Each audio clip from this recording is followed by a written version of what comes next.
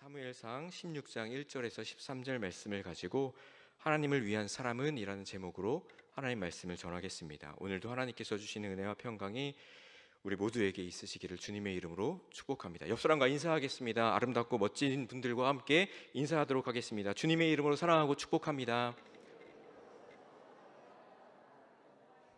하나님께서 도우십니다 라고 인사할까요? 하나님께서 주시는 힘과 능력으로 매일매일마다 승리하시는 저와 여러분들 되시길 주님의 이름으로 축복합니다.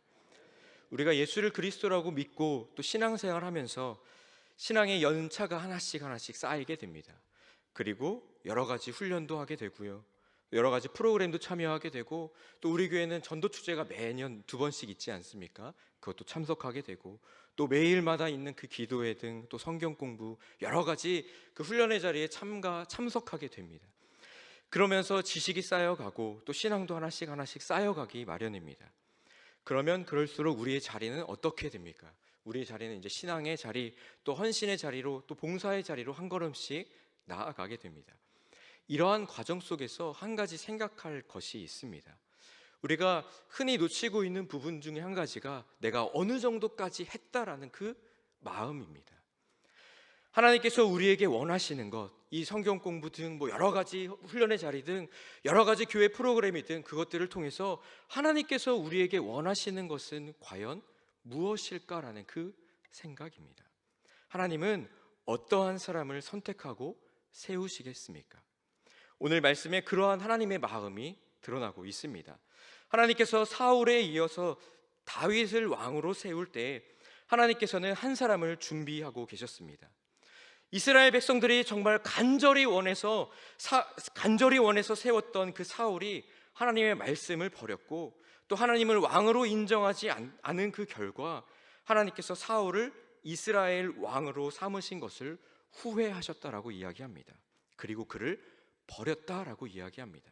사무엘상 15장 35절과 16장 1절을 우리 함께 봉독하겠습니다. 여호와께서는 사울을 이스라엘 왕으로 삼으신 것을 후회하셨더라. 여호와께서 사무엘에게 이르시되 내가 이미 사울을 버려. 사울이 처음부터 이러지는 않았습니다. 사울이 왕이 될 때 굉장히 겸손했죠. 가장 약한 베냐민 지파의 또 기스의 아들로 태어났습니다.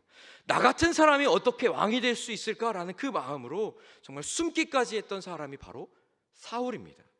그런데 왕이 되고 난 이후에 180도가 바뀌어집니다. 권력의 힘을 맛보고 난 이후에 여호와 명령을 불순종하여 또 망령된 제사를 드리기도 하고, 또 아말렉을 모두 진멸하라는 그 하나님의 말씀에 불순종했고, 이스라엘과 하나님과의 관계를 대표하는 그 사울이 그 마음에 하나님의 자리가 점점 줄어들기 시작했습니다. 이는 우리 또한 마찬가지이지 않습니까? 그리스도인으로서 살아갈 때 그 우리도 마찬가지입니다. 하나님께서 우리를 이 자리에 불러주셔서 있는 줄 믿습니다. 찬양대로, 또 찬양단으로, 또 안내로, 차량봉사로, 또 방송 영상, 또 여전도회, 남전도회, 또 마더와이즈 등 성경 공부 여러 가지 우리의 훈련의 자리 가운데, 섬김의 자리 가운데, 또 예배의 자리 가운데 하나님께서 우리를 불러주셔서 있는다는 사실을 꼭 기억하시길 주님의 이름으로 축복합니다. 그런데 하나님께서 계셔야 할 그 자리, 우리의 마음 가운데 하나님께서 계셔야 할 그 자리, 그 마음 중심에 하나님이 점점 줄어들기 시작하면서 어떠한 일이 벌어지게 됩니까? 하나씩 다른 것들이 들어오게 됩니다. 내 자리가 점점 더 중요해지고 나를 드러내는 것들이 점점 더 중요해집니다. 하나님을 높이는 것보다 내 이름을 더욱더 높이기 위해서 기념비를 세우는 모습들이 나타납니다. 하나님의 음성보다는 내 인기를 위해서 살아가는 그 모습, 내 인기를 얻어야 하니까 이 여러 사람들의 이야기가 더 집중하는 그 모습이 우리의 삶의 모습이지는 않습니까? 이제 더 이상 사울의 마음에 하나님이 계실 자리가 없었습니다. 하나님을 떠나버렸습니다. 그래서 하나님은 하나님 마음에 맞고 또 왕보다 나은 왕을 세우기 위해서 오늘 본문 말씀에 1절에 보니까 한 왕을 보았느니라 라고 말씀합니다. 한 왕을 보았느니라 라고 하나님께서 이 사무엘에게 말씀해 주셨습니다. 여기서 보다는 미리 바라보고 결정하다라는 그 의미를 가지고 있습니다. 그리고 1절 말씀에 우리 개역 한글의 개역 개정에는 포함되어 있지는 않지만 원어에 의해서 이렇게 빠진 단어가 있습니다. 거기에 나를 위하여라는 그 단어가 빠져 있습니다. 하나님은 하나님을 위한 그 사람을 미리 바라보고 결정하셨습니다. 그리고 하나님을 위한 사람을 준비하고 계셨다는 이야기입니다. 그렇다면 하나님께서 미리 바라보시고 또 하나님을 위한 사람은 바로 누구이겠습니까? 어떠한 사람을 의미하는 것입니까? 답은 7절입니다. 우리 7절 말씀을 함께 봉독하겠습니다. 여호와께서 사무엘에게 이르시되 그의 용모와 키를 보지 말라. 내가 이미 그를 버렸노라. 내가 보는 것은 사람과 같지 아니하니 사람은 외모를 보거니와 나 여호와는 중심을 보느니라 하시더라. 아멘. 하나님은 하나님의 나라를 함께 세워가는 자들을 선택하실 때에 중심을 보신다라고 말씀하셨습니다. 그렇다면 그 중심에 무엇이 있어야 하겠습니까? 우리 마음 가운데 우리 마음에 무엇이 있어야 하겠습니까? 하나님을 위한 사람이 그 마음가짐에 어떠한 마음이 있어야 하겠습니까? 오늘 말씀을 통해서 등장하는 그 두 사람을 통해 중심에 어떠한 마음이 있어야 하는지 살펴보도록 하겠습니다. 첫째로 하나님의 마음을 품어야 합니다.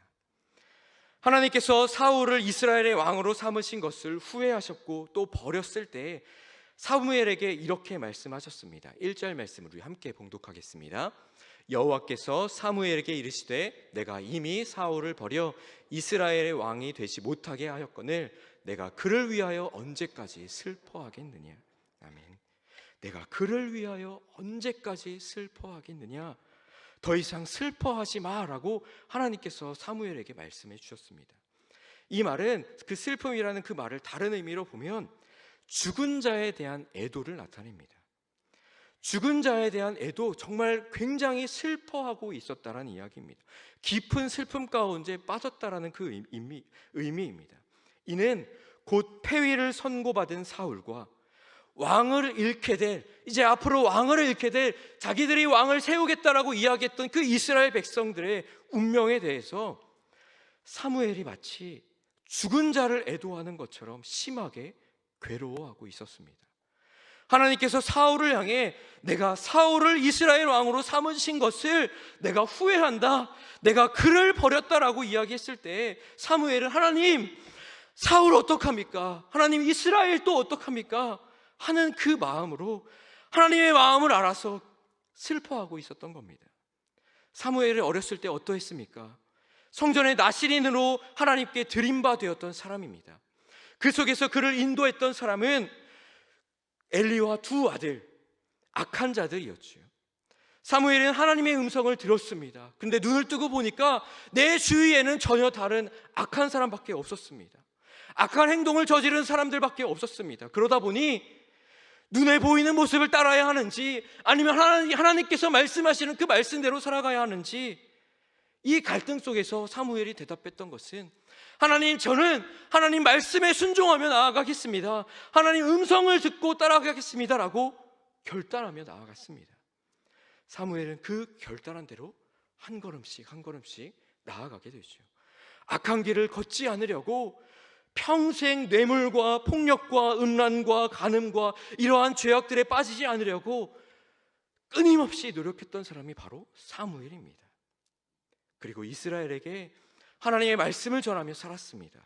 그런데 하나님의 말씀을 들은 이스라엘은 사무엘도 버리고 하나님도 버리고 왕을 세워달라고 이야기합니다. 평생 이스라엘을 품고 하나님 말씀대로 순종했는데 아무도 바뀌지 않았습니다. 오히려 이스라엘 백성들은 하나님을 버리고 하나님이 왕이라는 사실을 부인하곤 했습니다. 정말 슬프고 안타까운 마음으로 하나님, 제 주위에는 제가 눈을 들어 보니까 아무것도 없습니다. 이스라엘은 전혀 변하지 않고 사울왕은 저렇게 미쳐가고 있고 하나님 어떡합니까? 하나님 어떡합니까? 이 이스라엘 어떡합니까? 라고 슬퍼하며 하나님 앞에 나아갔던 사무엘입니다.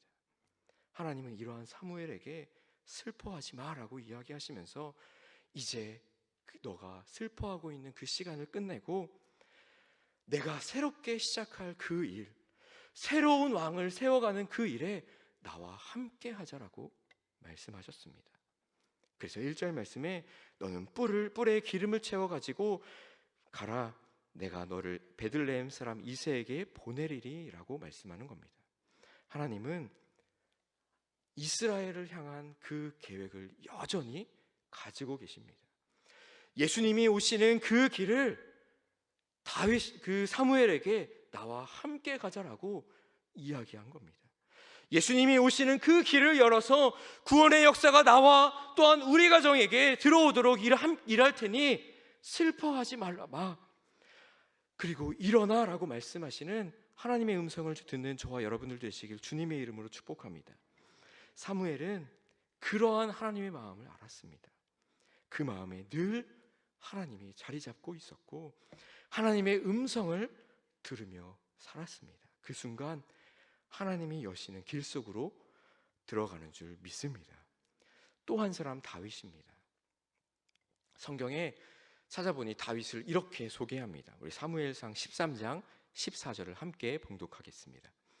여호와께서 그의 마음에 맞는 사람을 구하여 여호와께서 그를 그의 백성의 지도자로 삼으셨느니라. 사도행전 13장 22절도 함께 읽겠습니다. 함께 읽겠습니다. 내가 이새의 아들 다윗을 만나니 내 마음에 맞는 사람이라 내 뜻을 다 이루리라. 하나님께서 다윗을 보시면서 이렇게 이야기한 겁니다.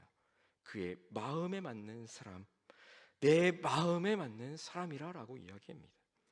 내가 살펴서 그 한 왕을 뽑았다.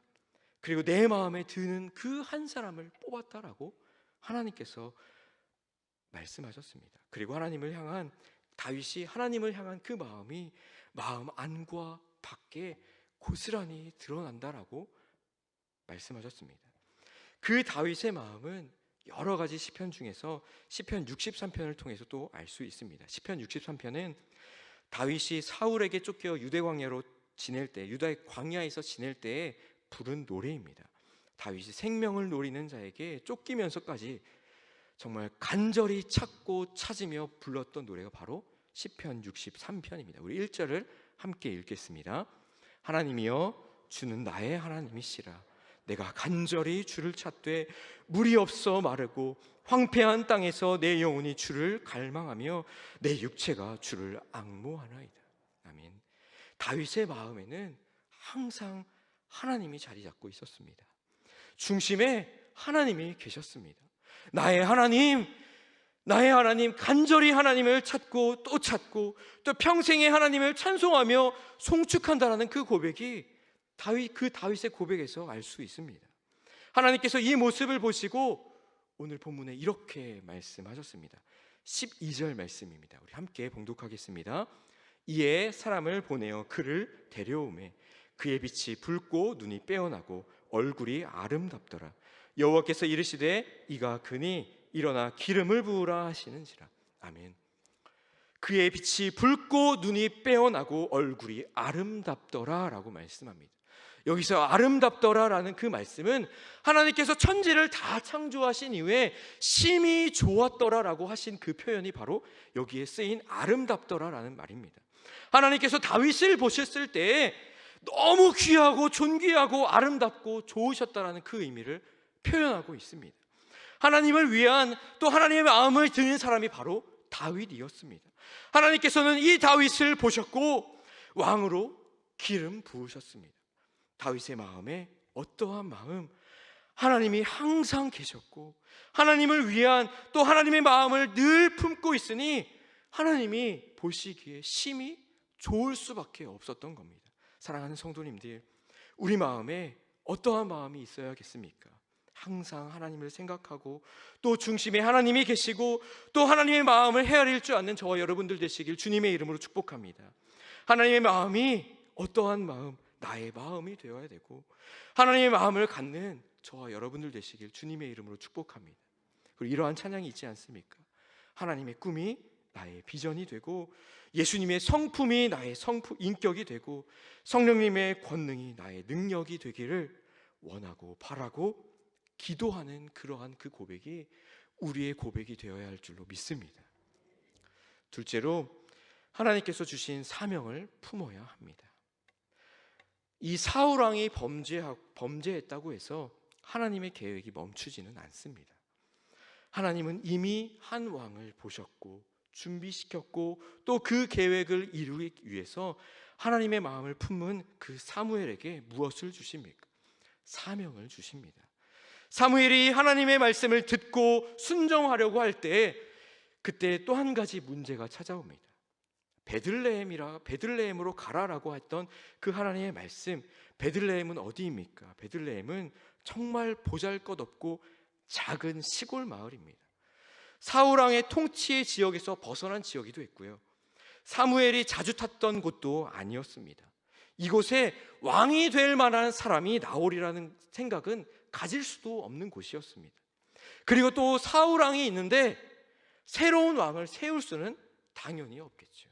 만약 이 사실을 사울 왕이 안다면 어떡하겠습니까? 2절 말씀에 사무엘이 이르되 내가 어찌 갈 수 있으리이까? 사울이 들으면 나를 죽이리이다. 나를 죽일지 모른다는 그 두려움이 있었습니다. 더군다나 사무엘과 사울은 어떠한 관계였습니까? 스승과 제자의 관계였습니다. 사무엘이 기름 부어 세웠고 또 왕의 교육도 한 가지씩 다 시켰는데 지금은 원수지간이 되어버렸습니다. 사무엘이 죽임을 당할지 모른다는 그 위협으로 두려움 가운데 있습니다. 사무엘이 왕은 하나님을 그 마음에 하나님을 드러내야 한다라고 계속해서 이야기하고 가르쳐줬지만 사울은 계속해서 나를 드러내려고만 했습니다. 여기에 사무엘이 응해주지 않으니까 못마땅하며 더 이상 사무엘을 가까이 하지 않았습니다. 사무엘은 자기가 가진 그 권력으로 인해서 또 자기가 또 자신을 그 사무엘을 죽일지 모른다는 그 두려움으로 인해서 사울이 무섭고 두려웠습니다. 사무엘에게 이러한 문제가 닥쳤을 때 하나님께서 지혜를 주십니다. 우리 16장 2절 말씀 3절 말씀을 함께 봉독하겠습니다. 내가 여호와께 제사를 드리러 왔다 하고 이새를 제사에 청하라. 내가 내게 행할 일을 가르치리니 내가 내게 알게 하는. 아멘. 제사를 드리는 그 자리에 이새의 가정을 초청해서 하나님께서 택한 자에게 기름을 부으라는 그 말씀을 하나님께서 주셨습니다. 사울의 위협이 있지만 이 일은 내가 하는 것이 아니라 하나님께서 하시는 일이고 또 하나님께서 말씀하셨고 하나님이 하신다라는 그 마음이 이 사무엘에게 자리 잡았습니다. 사무엘은 하나님을 위한 그 마음을 가지고 행동으로 옮겼습니다. 4절 말씀에 사무엘이 여호와의 말씀대로 행하여 베들레헴의 이름에 라고 되어 있습니다. 사무엘은 즉각적으로 하나님 말씀대로 기름을 뿔에 채우고 제사를 드릴 준비를 하여 베들레헴으로 갔습니다. 사랑하는 성도님들, 하나님께서 주신 사명은 하나님의 일임이고 또 하나님께서 말씀하신 것이고 또 하나님께서 하시는 일이시고 또 하나님께서 이끄시고 또 우리를 통해서 일하시는다는 사실을 기억하시는 저와 여러분들 되시길 주님의 이름으로 축복합니다. 이러한 믿음이 자리 잡는 순간, 이러한 마음이 우리 가운데 자리 잡는 순간 역사가 일어나는 줄 믿습니다. 드디어 제사가 시작되어 이새의 아들들이 사무엘 앞으로 하나씩 지나갑니다. 먼저 맏아들 엘리압입니다. 훌륭한, 성경에 보니까 훌륭한 외모를 가졌다라고 표현합니다. 훌륭한 외모로 이새가 이 정도면 어느 누구에게도 내놔도 꿀리지 않을 만한 자신감 있는 아들이었습니다. 사무엘도 이 아들 엘리압을 보았을 때 와, 정말 이 자가 하나님께서 기름 부으실 사람이군요 라고 할 정도로 감탄과 흥분과 확신에 찰 정도로 이 엘리압이 그러했다라고 이야기합니다. 그때 하나님께서 이렇게 말씀하셨습니다. 7절 말씀입니다. 함께 봉독하겠습니다. 그의 용모와 키를 보지 말라. 내가 이미 그를 버렸노라. 내가 보는 것은 사람과 같지 아니하니 사람은 외모를 보거니와 나 여호와는 중심을 보느니라 하시더라. 아멘. 하나님은 엘리압도 외모로 승부를 보고 있던 그 사울도 버렸다라고 이야기합니다. 사무엘은 자신의 판단 기준이 하나님께 합당한 것이 아님을 깨닫고 나서 하나님을 위한 왕을 찾기 위해서 다시 시작했습니다. 다음으로 지나가는 아들, 장성한 아들인 아비나답과 삼마가 지나갔습니다. 이새가 정말 그 다음으로 정말 너무나 내 마음에 흡족했던 엘리압이 실패를 경험하자 조금은 너무 아쉬웠지만 그 다음 마음에 들었던 그 둘째, 셋째 아들을 지나보냅니다. 그런데 하나님께서 택하지 않으셨습니다. 그 다음으로 또 아들들이 지나갑니다. 마찬가지로 이 이새가 정말 내가 자신 있게 내놓을 만한 그 아들들을 다 데려와서 다 보냈지만 하나님을 위한 아들들은 아니었습니다. 그때 사무엘이 이새에게 이렇게 물어봅니다. 11절을 함께 봉독하겠습니다. 또 사무엘이 이새에게 이르되 내 아들들이 다 여기 있느냐? 이새가 이르되 아직 막내가 남았는데 그는 양을 지키는 자니. 사무엘이 이새에게 이르되 사람을 보내어 그를 데려오라. 그가 여기 오기까지는 우리가 식사 자리에 앉지 아니하겠노라. 아멘. 사무엘이 이새에게 아들들이 다 여기 있느냐라고 이야기하면서 이 이새가 이야기하는 것은 막내가 남았습니다. 근데 양을 치고 있습니다라고 대답합니다. 여기서 막내는 가장 어리고 작은 자를 의미합니다. 가장 어리고 작은 자에 대한 또 다른 뜻을 살펴보니까 혐오하고 싫어하다라는 그 의미가 담겨져 있습니다.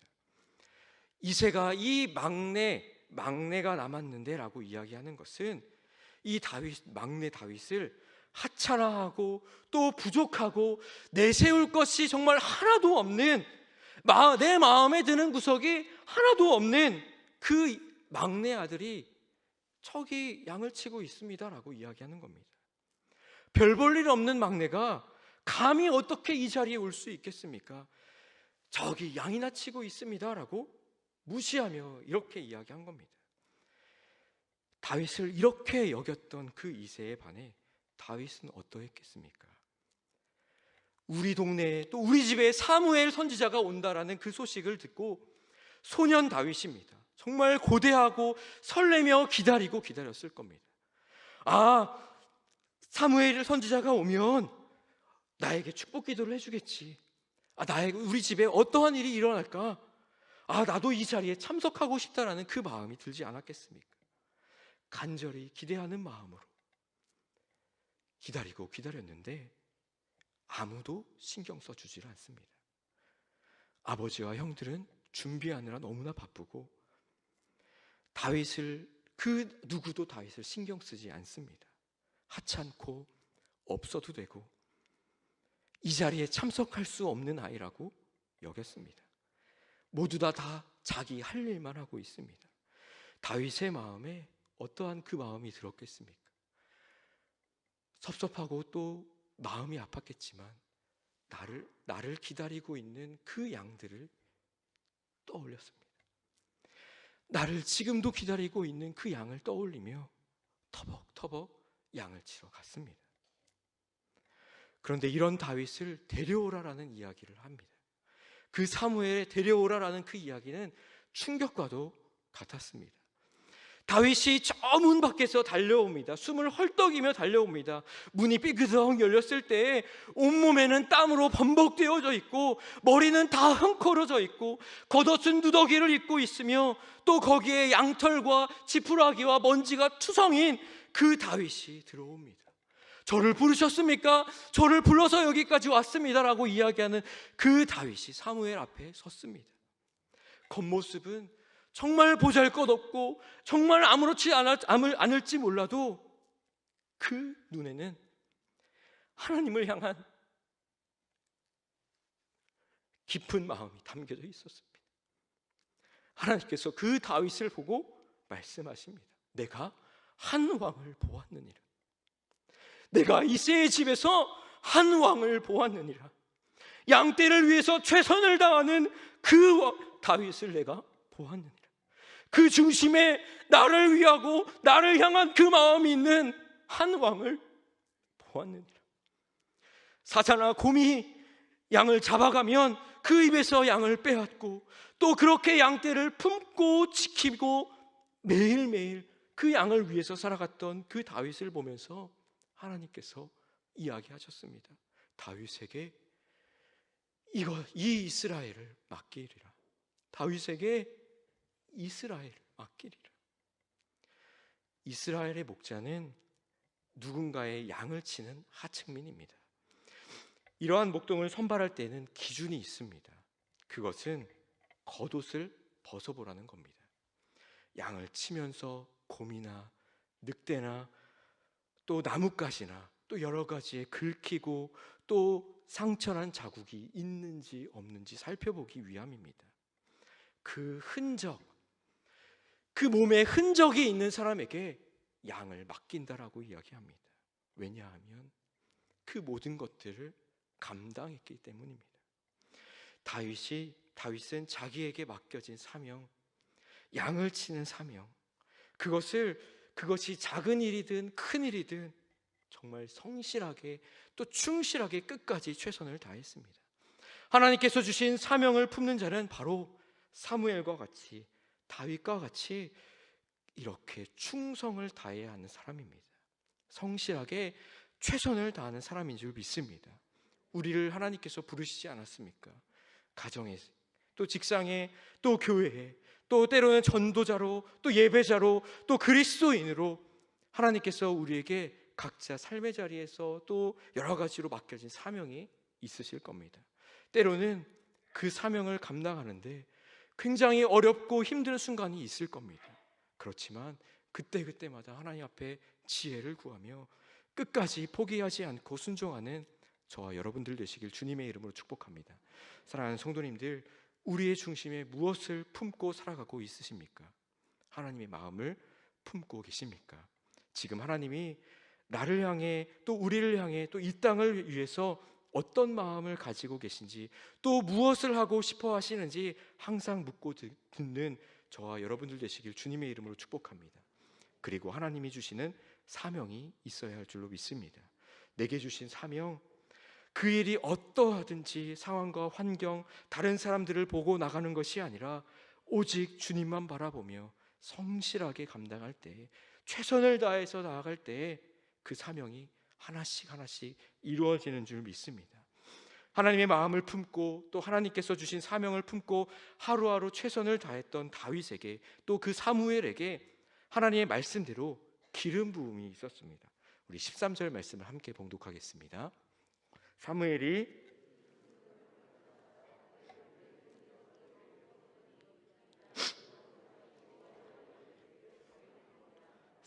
떠나서 라마로 가니라. 아멘. 다윗이 기름 부음을 받고 바로 왕의 자리에 앉지 않습니다. 이제부터 다윗은 훈련의 자리로 들어갑니다. 세상의 가치관 다 뽑아내고 하나님의 가치관으로 세우기 위해서 하나씩 훈련합니다. 만남도 또 어떤 만남을 통해서 어떻게 만나야 하는지, 또 시간 관리는 어떻게 해야 하는지, 물질 관리는 또 어떻게 해야 하는지, 또 이 나라를, 이스라엘을 통치하는데 어떻게 통치해야 하는지, 문제를 또 어떻게 해결해야 하는지, 기도하며 해결해야 하는지, 그것들을 하나씩 왕으로서의 그 자질을 갖추기 위해서 철저하게 훈련을 받습니다. 그런데 그 훈련을 이겨낼 수 있는 힘이 있습니다. 그것은 바로 기름 부음입니다. 성령께서 다윗을 사로잡아 그날 이후로 계속해서 함께 하셨다라고 말씀합니다. 그래서 그 능력으로 골리앗도 물리칠 수 있는 거고, 세상의 가치관을 다 무너뜨리고 하나님을 위한 삶을 살아갈 수 있었던 것입니다. 하나님께서 다윗을 하나님을 위한 사람으로 만들어 가시고 또 그렇게 인도해 가셨습니다. 우리도 하나님을 위한 사람으로 빚으시고 인도하시는 줄 믿습니다. 사랑하는 성도님들, 하나님은 오늘도 우리를 부르십니다. 하나님을 위한 하나님의 마음을 품고 또 하나님께서 주신 사명을 품은, 또 하나님 나라를 세워갈 하나님의 자녀들을 부르십니다. 그 부르심에 응답하는 저와 여러분들 되시길 주님의 이름으로 축복합니다.